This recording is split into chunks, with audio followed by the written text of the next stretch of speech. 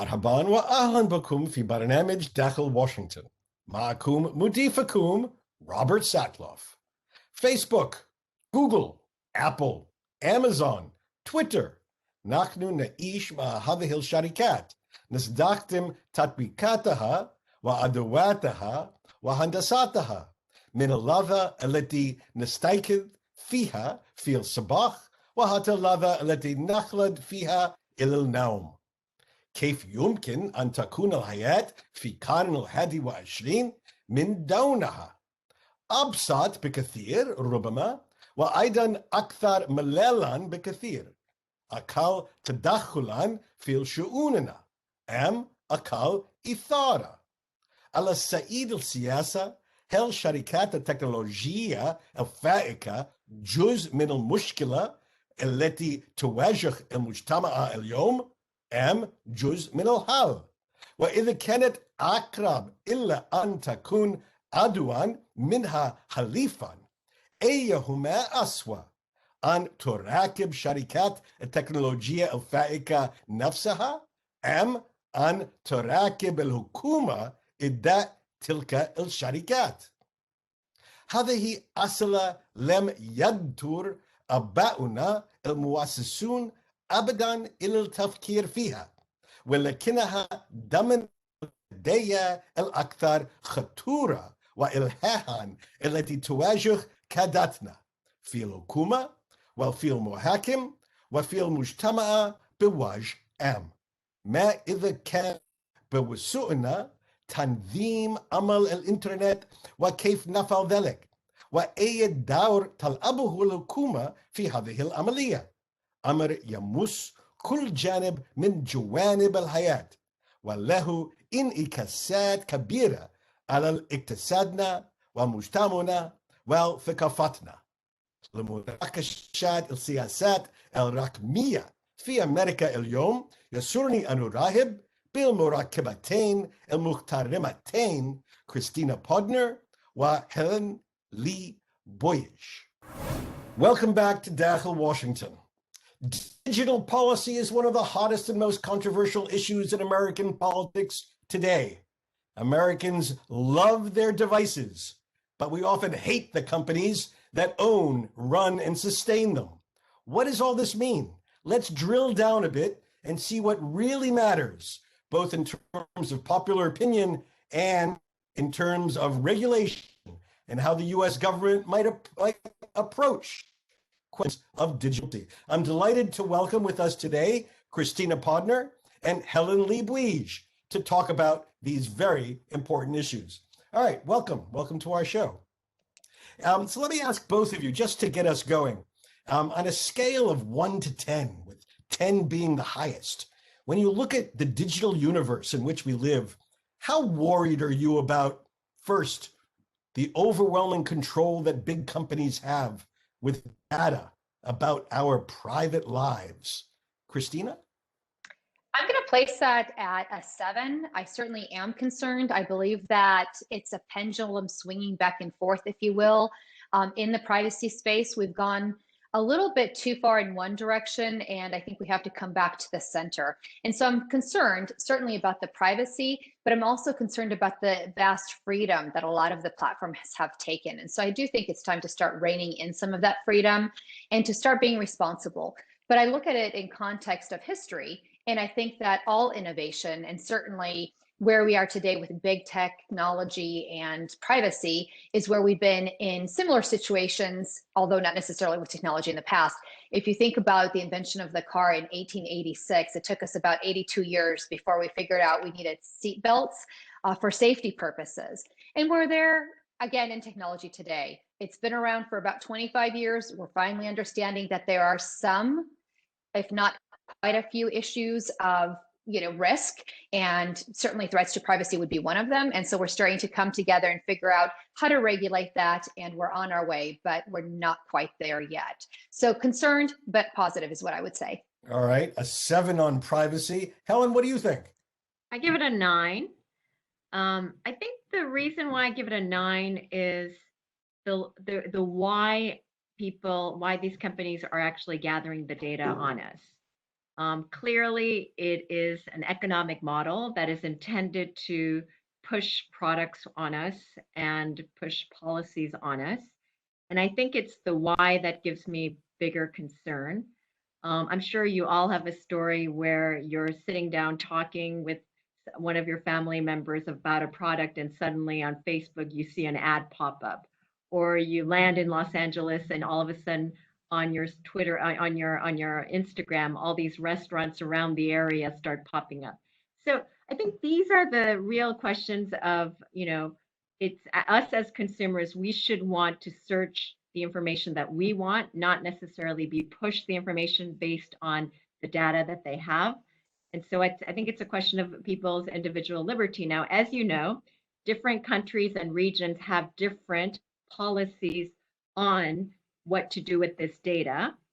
For example, in Europe, there is actually a stricter policy on what to do with the data than in the US. So even these existing companies, these big US companies that you're talking about, actually have different policies based on the region, based on what governments allow. Let me ask about a second theme: insecurity, hacking, theft. Let me start with you on this one, Ellen. Where do you think we are on the spectrum of concern that we are so open to having our actual goods, our finances stolen online today? Well, I do think that big data companies, as well as the social media platforms, are quite careful with the data because they do know that hacker security actually does jeopardize their own economic model. Let's not kid ourselves. These are not nonprofit organizations. They're based on an economic model. So in terms of my worry on hacking theft, I actually give it a lower rate than I gave the previous question, probably 4 or 5. And I think the other point that we forget is if you actually ask individuals how much they're willing to accept the risk of theft relative to having access to these websites, people's tolerance levels are actually pretty low. So Christina, what do you think about the issue of theft, insecurity online? So this is where maybe Helen and I differ a little bit, because I'm actually a 9 out of 10 in terms of the worrying about the security and the data theft. I think data theft is such a reality in most enterprises today, and for most companies, because it does happen. I think what's interesting is 9 out of 10 times when we do see it happen, it's happening because of human error versus technology.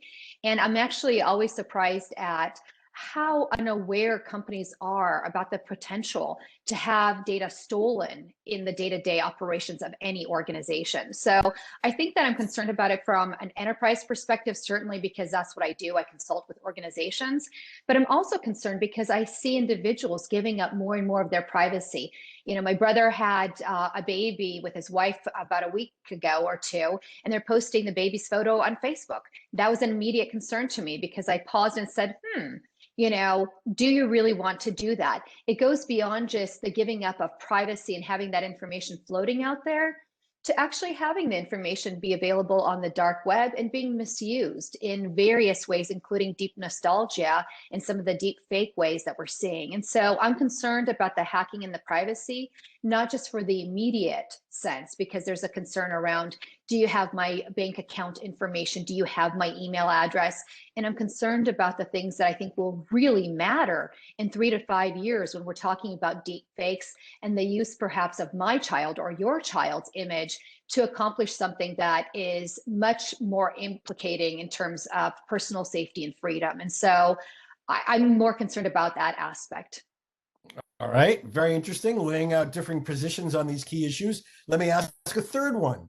Now that we've identified a couple of concerns, I'm very interested in your views on regulation, on the government's role in any of this. So are you concerned that government is going to regulate too much and incorrectly, or that government is not going to regulate enough and is having too much of a hands-off attitude toward all the issues we've talked about? Christina, let me begin this one with you. I am a 10 out of 10 concerned about government and regulations, mostly because all governments, not a single government, isn't behind the curve on this one. And I think the ability for countries and regulators to really get ahead of technology is such a long leap at this moment. What we're seeing is that, the social media arena and big tech have not been regulated to date. And so there's a really big amount of catch up that needs to be done. And we take a look at that, for example, in context of the European Union's GDPR regulation, which is the General Data Protection Regulation. And really, when you take a look at that law, it came into effect on May 25th of 2018. And here we are in 2021. It's already outdated in some ways. It just hasn't kept up with our evolution. And so I really fear that governments not only cannot come up with creative ways to regulate, but create regulation that continues to evolve in time just as our digital does. And so my concern isn't, is government going to regulate too much? I don't think that is in fact the case. I think it's, can the government appropriately regulate? And also, can maybe some of these companies that, as Helen mentioned, are taking liberties that they shouldn't be taking, come into closer alignment so that we have governments and enterprises coming together, right, to come up with a solution versus it being an all or nothing where the government and the regulators are trying to come down on enterprises, which just isn't going to work because they are so far behind. And when you think about who is formulating these regulations, I don't think that we have the thought leadership that we need in order to have progressive regulations in place. So government is just too slow and too ponderous to be effective. Helen, what do you think about the role of government in this arena?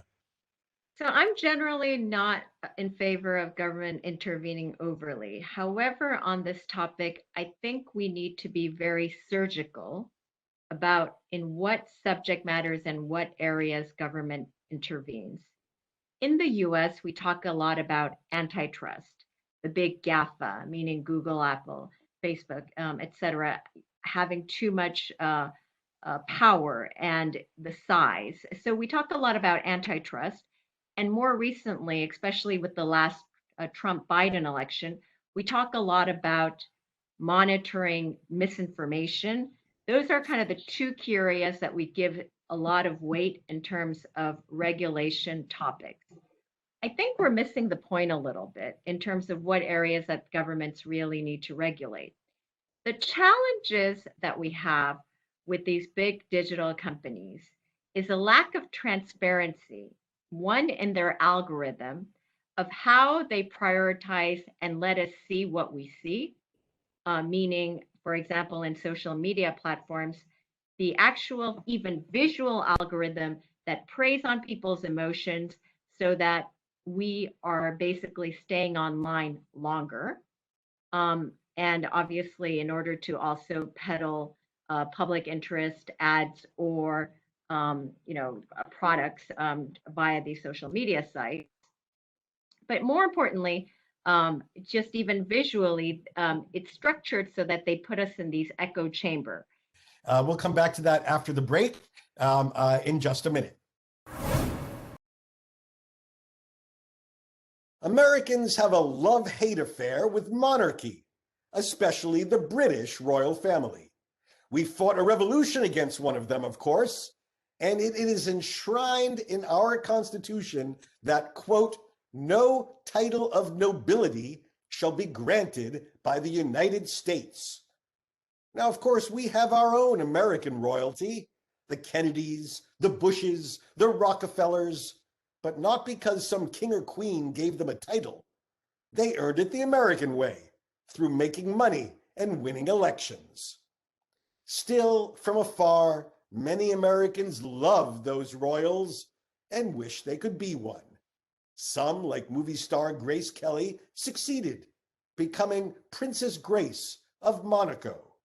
The most recent, of course, is Meghan Markle, the actress who married Prince Harry, grandson of Queen Elizabeth and son of Charles and Diana, and who, with her husband, stepped back from royal duties and has recently transfixed the world with accusations of palace racism. Fiction never quite gets as bizarre or engrossing as real life, of course, but fictionalizing real life is pretty close. Perhaps that explains the smash success of a television series I'm recommending this week, The Crown, now in its 4th season, an intimate, if fictionalized account of life inside the House of Windsor, a show that has millions of fans and has swept the award shows. We Americans will fight like hell against the Redcoats, but in terms of television, a prince or princess can certainly win our hearts.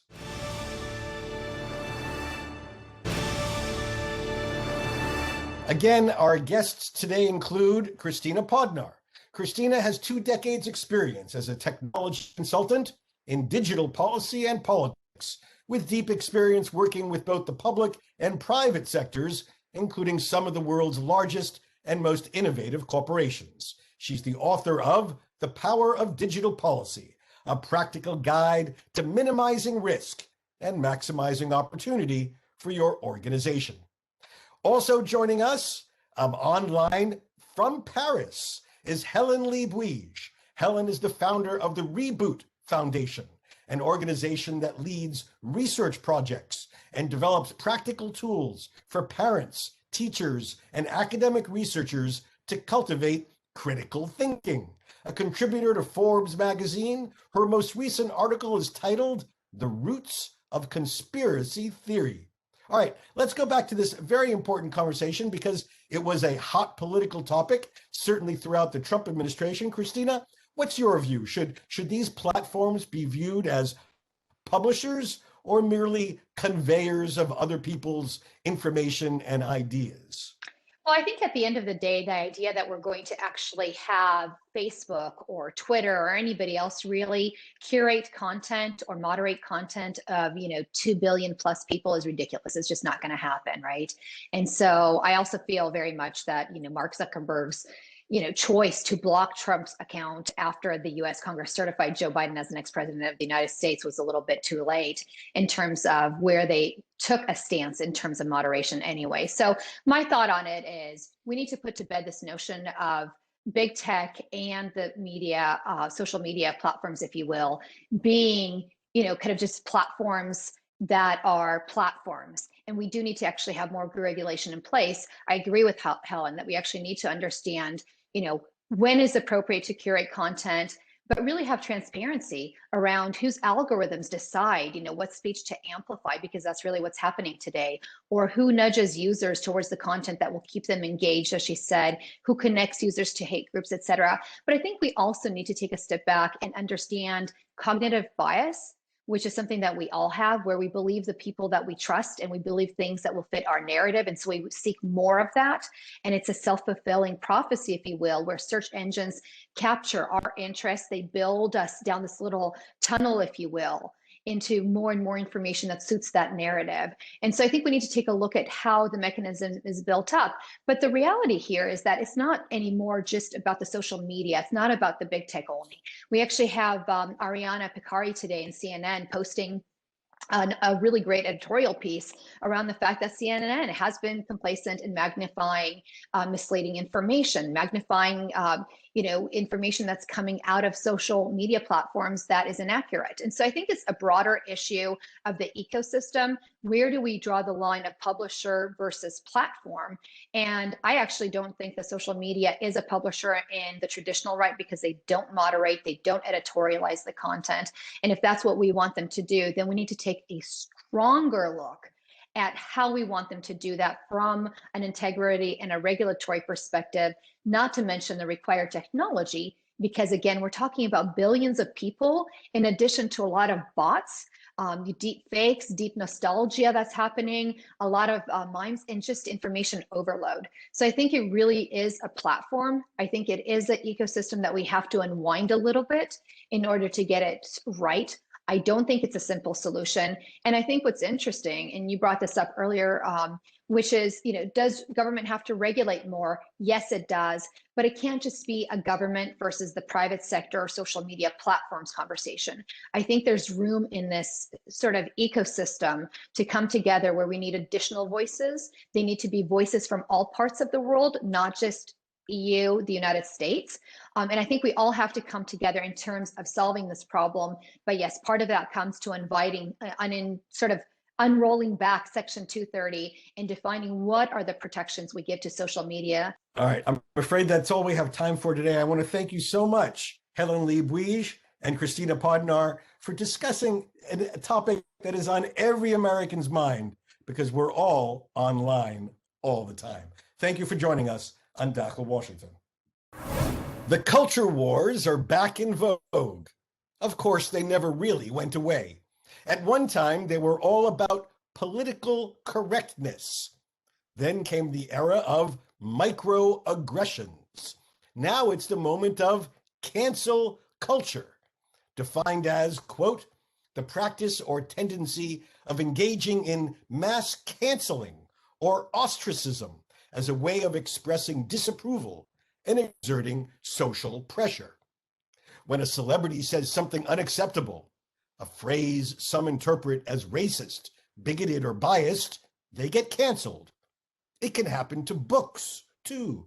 It's almost an annual ritual. Some school district somewhere has a fight over the inclusion of a great American novel, like Huckleberry Finn or To Kill a Mockingbird, in a middle school curriculum, because it includes a term that is, in contemporary speech, an unacceptable racist slur, at least when used by white people. Or most famously in recent weeks, when Dr. Seuss's Cat in the Hat was viewed by its publisher as perpetuating discriminatory images or ideas out of step with the times, it gets canceled. My own view is that we all need to take a deep breath and exhale. Some of this is appropriate. Public figures who abuse their celebrity by advocating racist, insensitive, or other questionable ideas and terms deserve whatever backlash their actions have triggered. And there's no doubt that our nation, at all levels, could benefit from an ongoing, meaningful, candid, sometimes difficult conversation about race, bias, discrimination, and ways to repair it. We should embrace that, not run from it. At the same time, we should not approve of shutting down serious, open, honest debate on any of these topics. I cringe whenever I read about school boards banning great books because they include terms some people find objectionable. Are we really enriched by photoshopping our history, our literature, our culture? And I shudder when people of goodwill are made to suffer socially when they pose questions that are intellectually honest, even if difficult. Just this week, a professor on a major college campus told me what happened when he asked at a faculty meeting whether one can legitimately differentiate between Black Lives Matter as an important theme and worthy idea and Black Lives Matter as a membership organization with a charter and local chapters around the country. It wasn't a pretty sight, he said. I believe the vast majority of Americans get it. They know what is reasonable and what isn't. But our national debate is almost always defined by people on the extremes. Now, pushing the margin is important. Indeed, it is often the prelude to real progress in science as well as in society. But my hope is that as we build, let's not destroy in the process. We will all be worse off for it. بهذا نصل لنهاية هذه الحلقة من برنامج داخل واشنطن. إذا كانت لديكم أي استفسارات أو تعليقات حول هذه الحلقة، وخاصة حول كيف تنظم الحكومة عمل الإنترنت في أمريكا، أرجو أن تتواصلوا معي عبر تويتر على هاشتاغ Inside Washington أو أن تراسلوني مباشرة على @RobSatloff. سأراكم الأسبوع المقبل وإلى أن ألقاكم. شكرا لكم وإلى اللقاء.